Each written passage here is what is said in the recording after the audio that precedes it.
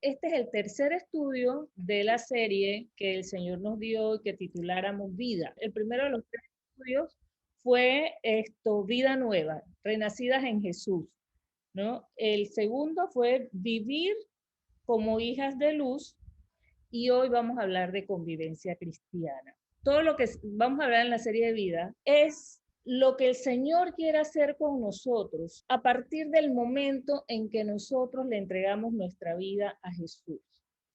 Veíamos el Jueves Santo que los acontecimientos más importantes que le han sucedido a la humanidad son la obra de Jesucristo. Entonces decíamos que sí, que cuando nosotros estamos en Navidad, celebrando Navidad, el nacimiento de Jesús debería llevarnos a nosotros a un nacimiento espiritual, a nacer de nuevo como Jesús le dijo a Nicodemo, cuando le dijo que es necesario que nazcas del agua y del espíritu, porque el ser humano sin Dios, sin ese nuevo nacimiento, vive incompleto. Nosotros somos espíritu, alma y cuerpo. Y el hombre sin Dios vive utilizando sus capacidades físicas, sus capacidades mentales, emocionales, que son muchas, pero vive sin utilizar la capacidad espiritual que nosotros alcanzamos cuando nos unimos, cuando el Señor manda su espíritu a nosotros por habernos entregado a Jesucristo. Entonces el hombre sin Dios es un hombre débil internamente, y que está batallando contra muchas cosas sin la fuerza más grande y poderosa que nosotros podemos tener, que es la fuerza de nuestro Creador. Después de que nosotros nacemos, se debe dar en nosotros una obra de crecimiento, como vemos aquí, de comunión con Dios, de fortalecimiento, que en realidad es un proceso de transformación en el cual nosotros debemos reemplazar malos hábitos, malas conductas, que son obras de la carne, por una vida de fruto del Espíritu Santo, una vida nueva llena del fruto del Espíritu Santo, que es lo que vemos aquí, que nosotros debemos recordar cada vez que hablamos de la resurrección de Jesucristo. Empecemos con la familia. Es el lugar donde más deberíamos convivir. ¿Qué nos dice el Señor? Fíjense que el Señor nos habla allí a las esposas, a los esposos, a los hijos y a los padres, al núcleo familiar. Dice, ustedes las esposas respeten a sus esposos como conviene en el Señor. Ustedes esposos amen a sus esposas y no las traten con dureza. Ustedes hijos obedezcan a sus padres en todo porque esto agrada al Señor.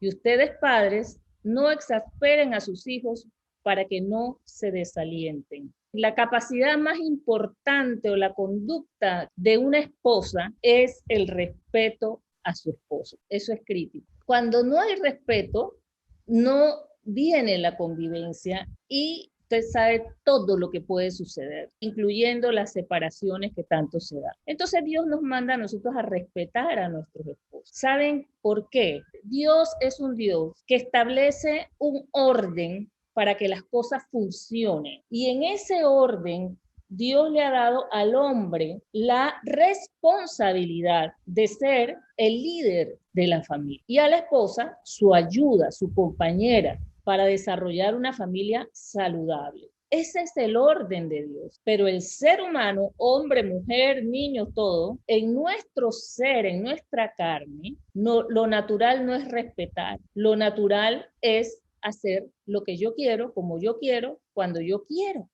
Y que nadie me diga nada. Pero eso rompe el orden. Tiene que haber alguien que dirija. Y bueno, Dios le dio esa responsabilidad al hombre. En otras partes nos dice que nos seamos sumisas frente a nuestros esposos, que reconozcamos la autoridad del esposo. Dios no condiciona su demanda a las esposas dependiendo de cómo se comporte el esposo. Asimismo, le dice a los esposos, amen a sus esposas y no las trates con dureza. ¿Por qué Dios le dice al hombre eso? Porque el hombre por naturaleza es más rudo. ¿Sí? Dios le dio al hombre, como le dio la responsabilidad de dirigir la familia, de liderar la familia, lo dotó de esa cualidad como de echar para adelante, pero dependiendo del temperamento del hombre, dependiendo de la madurez del hombre, dependiendo del amor que hay en su corazón, lo transformado que ese hombre esté, ese hombre puede ser muy duro o puede ser un hombre que actúe con su esposa como también dice la palabra más adelante, que la traten como vaso frágil para que sus oraciones no tengan estorbo. Mírate qué importante es que el hombre se porte bien con la mujer. Y Dios le manda eso a sus esposos, independientemente de si la esposa es una amargada. Esto no es fácil. Estamos empezando y ustedes dirán, wow, Dios me está pidiendo todo eso. Mire, es como cuando, esto me acuerda como cuando el Señor le hablaba, estaba hablando del matrimonio, le hablaron del divorcio. Y entonces el Señor les dijo que no, que en Dios no hay divorcio, que es hasta que la muerte los separe. Y entonces le dijeron, ¿por qué Moisés dio carta de divorcio? Y Jesús le responde, al principio no fue así, pero eso se dio por la dureza de su corazón. Cuando el corazón se va endureciendo por los rencores, por la falta de perdón, etcétera, etcétera. Entonces vienen esas rupturas. Ellos dijeron, esto sí está duro, entonces a lo mejor es no casarse. Y cuando uno lee estas cosas y habla de esto, a uno le pudiera pasar eso por la cabeza, pero no, lo mejor es casarse. Es que esa es la receta. Estar sometido a Dios, se barro en las manos del Señor para que el Señor actúe con nosotros y nosotros podamos someter. Aquí sigue hablándole a los hijos. Dice, ustedes los hijos, obedezcan a sus padres en todo, porque esto agrada al Señor. La obediencia es la mayor muestra de amor y de respeto que un hijo le puede dar a un padre y que nosotros le podemos dar a Dios. A nosotros nos gusta que nuestros hijos nos obedezcan porque nosotros no le vamos a pedir a nuestros hijos nada que les haga daño. Aunque les cueste un poco, aunque les incomode, eso que nosotros le estamos diciendo, eso que un buen padre le pide a un hijo, es por el bien de él, es por su salud, es por su desarrollo, es por su crecimiento, es por su bienestar. Entonces los hijos deben ser obedientes, pero nosotros los padres no exasperen a sus hijos para que no se desalienten. Dice en otra parte que los padres debemos amonestar a nuestros hijos o criarlos según la palabra de Dios. Y eso es, mire, es buenísimo. Cuando tú le quieres enseñar algo a tus hijos, si tú tienes una vida con tus hijos de que de pequeño tú le estás hablando de Dios, con tu vida les estás dando ejemplo y tú amas a tus hijos y le has dado muestra de amor a tus hijos, nosotros debemos imitar a Dios, usar la palabra de Dios para guiar a nuestros hijos. Y ¿saben qué? Debemos ponerles reglas claras a nuestros hijos. Nosotros podemos poner las reglas. Aquí se va a ver televisión de lunes a viernes de tal a tal hora, poner una regla, explicar por qué la regla. Ellos son inteligentes y van aprendiendo conforme a su edad. Se establecen claramente las consecuencias, o sea, y deben ser reglas que marquen un ámbito, un área de acción, o sea, que ellos tengan también cierta libertad dentro de un marco de acción. Vamos a el siguiente versículo importante. Acá estábamos hablando en el anterior de la vida cristiana en familia. Ahora vamos a ver la vida cristiana con todo el prójimo. La palabra dice en Colosenses 3:13, sean mutuamente tolerantes. Si alguno tiene una queja contra otro, perdónese de la misma manera que Cristo los perdonó. La tolerancia y el perdón que Dios nos demanda es porque sabe que con Él lo podemos hacer y Dios ya lo hizo con nosotros. Cuando decimos tolerante, como es Dios con nosotros, no estamos diciendo que nosotros vamos a tolerar o aplaudir un pecado, a decir que es bueno. No, es tolerar a la persona que es diferente a mí. Es entender que tiene características diferentes, forma de pensar diferente, puede ser estado de madurez diferente, temperamentos diferentes, una salud diferente. Tenemos que aprender aunque nos cueste. Bueno, esta es la persona con quien Dios me ha puesto a vivir, este es el prójimo con quien yo tengo que tratar. Yo tengo que aceptar las diferencias de las personas. En ese sentido, tenemos que ser mutuamente tolerantes. Y si alguno tiene una queja contra otro, perdonarse. Todos estamos en una situación similar que pareciera ser difícil de alcanzar. Sin ese compromiso de cambiar y sin la gracia de Dios, todo esto que hemos hablado es verdaderamente difícil. Es como decían los discípulos, y Puncho, si no vale la pena casarse. Ay, no, así mejor es no tener hijos porque eso es una responsabilidad muy grande. Pero nosotros no nos podemos ir de este mundo, estamos en este mundo y tenemos que aprender a tratar con personas que como nosotros tienen debilidades, están luchando con su propia vida o no están luchando, se han rendido, pero nosotros sí podemos seguir adelante.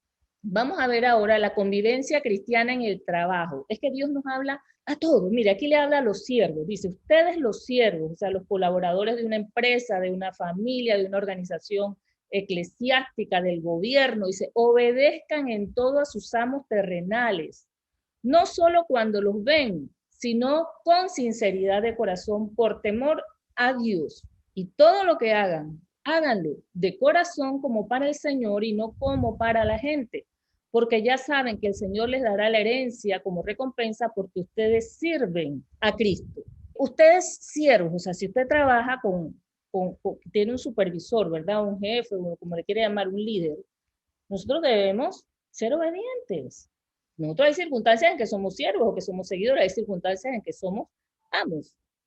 Ahí está cómo debemos actuar en cada una de ellas. Díganme si el Señor no es una cosa preciosa. El mejor manual de trabajo en equipo, de conducta, es la palabra del Señor. Ahora vamos a ver, fíjense, que el Señor nos habla a nosotros, los gobernados. Esto está en Romanos 13, capítulo 13, versículos del 1 al 5. Dice, debemos someternos, otra vez viene el someternos, a las autoridades.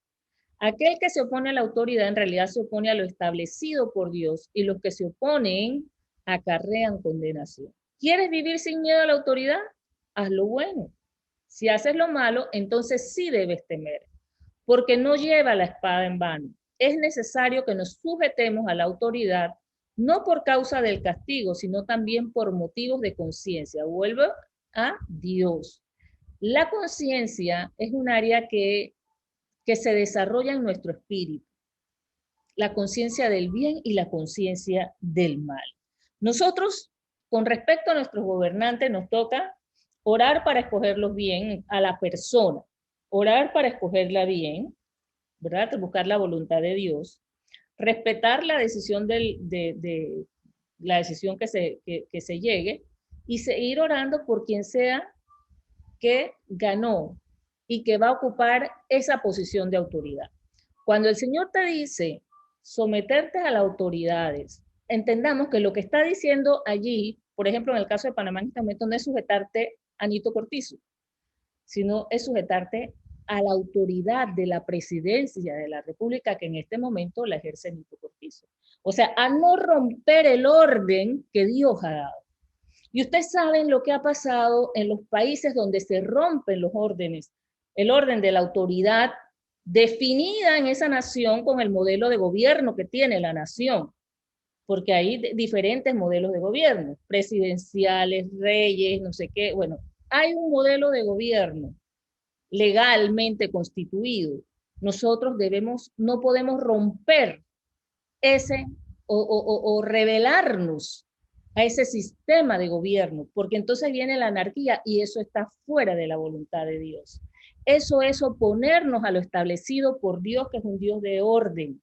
Fíjese lo que le dice entonces a los gobernantes. Los gobernantes no están para infundir temor a los que hacen lo bueno, sino a los que hacen lo malo. Y bueno, la gente que no tiene a Dios, por lo menos tengan temor de que van a ir a la cárcel o que le van a quitar su, etcétera, etcétera, etcétera. Nosotros lo tenemos que hacer por Dios, como vimos hace un momento, no por, así como con los jefes, no por temor al castigo, sino por motivos de conciencia. Los gobernantes también están al servicio de Dios. Dice, la autoridad está al servicio de Dios. Es como el esposo está al servicio de Dios, los padres están al servicio de Dios, formando hijos para Dios. Por eso mismo ustedes pagan los impuestos, porque los gobernantes están al servicio de Dios y se dedican a gobernar. Creo que está claro el mensaje para gobernados y gobernantes. Convivencia cristiana. Oye, si todo el mundo hiciera lo que nos toca, lo que Dios nos dice a cada uno, la convivencia entre nosotros sería diferente. Convivencia cristiana, vamos a ver un poquito de lo que es la conducta social. Dice, compórtense sabiamente con los no creyentes y aprovechen bien el tiempo. Procuren que su conversación siempre sea agradable y de buen gusto para que den a cada uno la respuesta debida. Yo no puedo creerme que soy superior a nadie. Por ejemplo, ¿verdad? Debemos ser sabios en nuestra relación con personas que no creen igual que yo. Y cuidado que con una conducta amorosa y de testimonio, la persona que está viviendo su experiencia con un Dios falso pudiera desear tener el Dios que usted y yo tenemos. Lo que Dios quiere no es que yo tenga esta mente llena de conocimiento, sino que yo actúe, que yo me comporte de una determinada forma. Hay algo importante, hay conductas socialmente aceptables, pero que para Dios no son correctas. Entonces, yo me voy a ir por lo que Dios quiere sin pelearme con el otro de allá, él con su conducta. Y también hay conductas que Dios demanda que no necesariamente son socialmente aceptables. Ahí yo tengo que ser sabio porque también me debo ir por lo que Dios quiere. Dios nos puede guiar, Dios nos va a ayudar. Otro tema de conducta social, a los jóvenes son impetuosos, tienen mucha fuerza, dice la palabra del Señor. El Señor les manda que muestren, tiene que tener una actitud de respeto ante los ancianos. Y todos nosotros tenemos que practicar el mutuo respeto.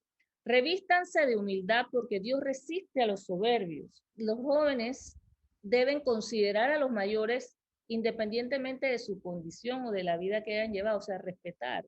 Total dice que nos respetemos los unos a los otros. Hay algo que debemos recordar siempre. Dios está permanentemente dispuesto a ayudarnos. Es como digo yo, usted está pasando trabajo, tiene una deuda y usted ahí tiene 1.000.000, una bandeja con $1.000.000 que dice, Sonia, esto está a tu disposición. Pero yo no lo toco, yo no lo uso. Entonces voy a seguir pasando problemas económicos, aunque tengo eso allí. Dios es nuestro recurso para nosotros tener esa capacidad de lograr estas cosas. O sea, nuestra conexión con Dios nos capacita, o sea, la comunión con Dios, todo lo que dijeron, la someterse al Espíritu Santo, respetar a Dios, la voluntad de Dios, esa actitud de fe, ¿verdad? Nos conecta con Dios y nos permite entender, recibir esa ayuda de Dios, porque Dios nos está hablando siempre. Dios nos está hablando siempre, pero nosotros a veces, en el tema espiritual, como muchas veces en los temas naturales, en las metas, cualquier otra meta que uno tenga, la gente se rinde, tiene el sueño, pero se rinde, no hace el plan, no hace la estrategia, no se ponen metas en fechas, etcétera, y no logra nada. Entonces tenemos que primero tener fe en Dios, saber que Él quiere ayudarnos, hacer una decisión, un compromiso con Dios. La obediencia, paso a paso, la obediencia nos va llevando a la santidad. Pórtense como hijos obedientes y no sigan los dictados de sus anteriores malos deseos. Al contrario, vivan una vida completamente santa. Ser obedientes es no seguir malos deseos, entre otras cosas. No sigan los dictados de sus anteriores malos deseos. El mal deseo te dice, no vayas a perdonar. ¿Hasta cuándo? La obediencia te dice, perdona. Sean santos, porque yo soy santo. Si ustedes llaman Padre aquel que al juzgar se fija en lo que se ha hecho, vivan el resto de sus vidas con temor de Dios. Temor de Dios. Fe, temor de Dios. Ser obediente y no dejarte llevar por tus deseos. Tú puedes sentir en un momento un deseo, tal cosa, y uy, fallaste y lo sigues, es algo que no era bueno, pero no dejarte llevar y siempre hacer lo que tú deseas hacer, sino lo que Dios quiere. Mire lo que dice aquí. Les ruego que se aparten de ¿qué? De los deseos pecaminosos que batallan contra el alma. Mantengan una buena conducta entre los creyentes para que aunque los acusen de malhechores al ver las buenas obras de ustedes, glorifiquen a Dios el día que Él nos visite. Los deseos nos llevan a conductas. Entre el deseo y la conducta debe darse un proceso de reflexión. Eso es lo correcto. Yo quiero comerme un barquillo con 3 bolas de helado de chocolate con vainilla y cereza. Yo deseo eso y me voy a comprarme mi helado. O yo puedo reflexionar y decir, yo estoy en la raya de la obesidad y eso me está trayendo problemas de presión alta, o olvidándonos de lo físico, de la apariencia en un momento. Esto me está trayendo problemas de salud, riesgo de diabetes, etcétera, etcétera, etcétera. Si yo llevo a cabo ese proceso de reflexión, yo puedo tomar una decisión más sabia. Pero si yo entre el deseo y la conducta no pasa ese proceso de reflexión, yo voy a actuar emocionalmente, yo voy a actuar impulsivamente. Esa es causa de que no logremos nuestros resultados. Ahora, esa reflexión se va a dar y usted va a llegar a una conclusión dependiendo de lo que hay en su mente y en su corazón. Es decir, el nivel de conciencia y compromiso que usted tiene con hacer lo correcto. El deber ser, lo que usted debe hacer. De allí la importancia de renovar nuestra mente. ¿Cómo podemos lograrlo?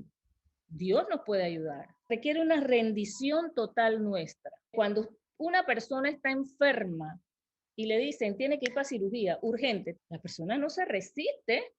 La persona confía en lo que está diciendo el médico y va y se rinde, que lo anestesien y ahí dormido que hagan lo que tienen que hacer. Dios es el médico de nuestra alma, de nuestro espíritu, el médico divino, y nosotros necesitamos rendirnos totalmente al Señor. Mire, esa es clave para lograr todo lo que hemos hablado.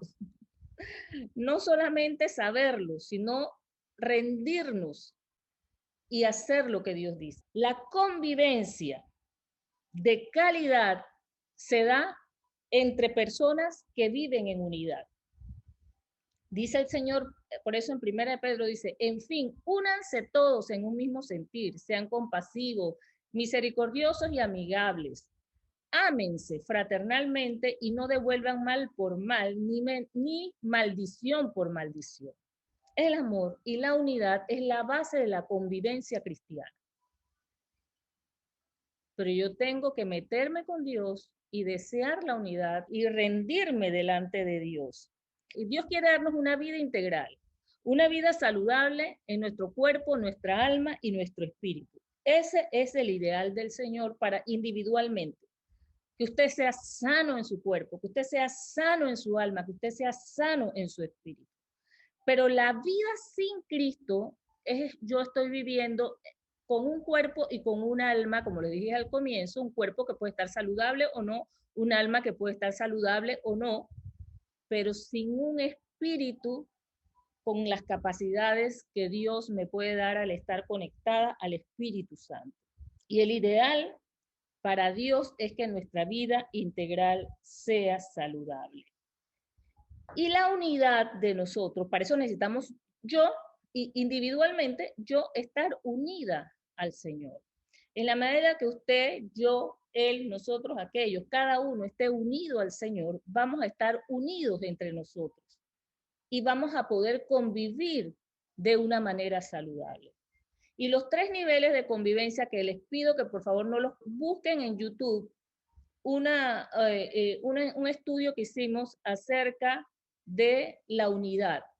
Y ahí explicamos muy bien los 3 niveles de convivencia y las competencias que se requieren para que nosotros podamos estar juntos, que es el primer nivel de convivencia, para que nosotros podamos estar en armonía, que es el segundo nivel de convivencia y que tiene que ver con las capacidades del alma, y para el nivel perfecto de convivencia, que es la unidad, que tiene que ver con las capacidades espirituales que Dios nos ha dado. Lamentablemente no me puedo tomar tiempo de esto, pero estar juntos tiene que ver con reunirnos, con alabar al Señor juntos, con comer juntos, con comunicarnos, sea por presencialmente o virtualmente. La armonía que tiene que ver con las capacidades del alma es hacer acuerdos y respetar nuestras diferencias, tiene que ver con eso, y tiene que ver con hacer proyectos juntos y respetar las posiciones de cada persona, los roles de cada persona. No querer ser tú el que se destaque en todo, ¿verdad? Armonía. Y el último, que es la unidad, es la unidad de la fe. O sea, hay una cosa, nosotros podemos pensar diferente en muchas cosas y lograr armonía. si queremos mantener la unidad. Tomamos la decisión de estar en armonía, aunque pensemos diferente, aunque tengamos temperamento diferente, etcétera, etcétera. Pero para la unidad espiritual, todos tenemos que pensar lo mismo en cuanto a la fe. Todos tenemos que creer que Dios es uno, Padre, Hijo, Espíritu Santo, que Jesucristo es el Hijo de Dios. O sea, la doctrina fundamental de la palabra de Dios, en eso todos tenemos que tener un mismo sentir, un mismo pensamiento, y ahí estamos, entramos en unidad con el Señor, y entonces entramos en el cuerpo de Cristo, en la vid verdadera todos, y recibimos el alimento del Señor. Casi para finalizar, no voy a leer todo lo que está aquí, pero nosotros hemos hecho 3 estudios bíblicos. Uno, la introducción a vida nueva, andar como hijos de luz, y ahora convivencia cristiana, donde vimos la convivencia en la familia, el trabajo, el gobierno, la sociedad, con Dios, y el camino a la convivencia, que es lo que acabamos de decir. Pero miren, si usted se fija, si usted escucha los videos anteriores o recuerda lo que estuvimos hablando acerca de la vida vieja, las cosas que tenemos que ir dejando y las cosas que tenemos que incorporar para tener esa vida nueva que Dios quiere darnos, ustedes van a ver que, wow, el mensaje se repite, se repite y se repite. Por ejemplo, acerca de las cosas que hay que dejar, la inmoralidad sexual, la impureza, eso se repite y se repite en las epístolas muchas veces. ¿Por qué se repite ese mensaje de lo que hay que dejar y de lo que debemos adoptar? Se lo dijo Pablo a los colosenses, a los efesios, o sea, en todas las cartas y las epístolas, a los romanos, a los hebreos, a los tesalonicenses, filipenses, se les habla de lo mismo. ¿Por qué? Porque todos necesitaban ser transformados. Es como, así como nosotros hoy en día lo necesitamos, los panameños, los colombianos, los venezolanos, los hondureños, de todos lados, necesitamos ese mensaje. Entonces ese mensaje se le mandaba a este pueblo, a esta iglesia, a la otra, a la otra, a la otra, y quedó escrito, ¿verdad? Porque todos lo necesitaban. ¿Y por qué nosotros necesitamos leerlo todo y leerlo una vez y 2 veces y 3 veces? Porque cuando lo repetimos, como dice la palabra, tenemos primero que viene la fe, porque la fe viene por la palabra de Dios, y tenemos muchas más probabilidades de ser, o sea, de que nuestra mente sea transformada y que nosotros tomemos conciencia y tomemos la decisión de ser transformados en nuestra forma de pensar, ¿verdad? Y logremos el objetivo de Dios. Por eso el Señor repite y repite y repite. Pero usted tiene que estar dispuesta a ser quebrantada. Uno dice que es necesario que algo se quiebre a veces para que algo nuevo pueda surgir. Los sacrificios que Dios quiere son un espíritu quebrantado, un espíritu dispuesto a ser humillado ante Dios. ¿Qué quiere Dios? Hacer justicia, amar misericordia y humillarte ante tu Dios. Dios no desprecia un corazón contrito y humillado. Y dice, recuerden lo que dijimos al comienzo, si Sonias, que está en Cristo, nueva criatura es, las cosas viejas pasaron y aquí todas son hechas nuevas para cada una de nosotros. Todas son hechas nuevas. Vamos a valorar el ministerio de Jesús, ir crucificando las obras de la carne e ir adoptando esa nueva vida espiritual que Dios quiere para cada uno de nosotros.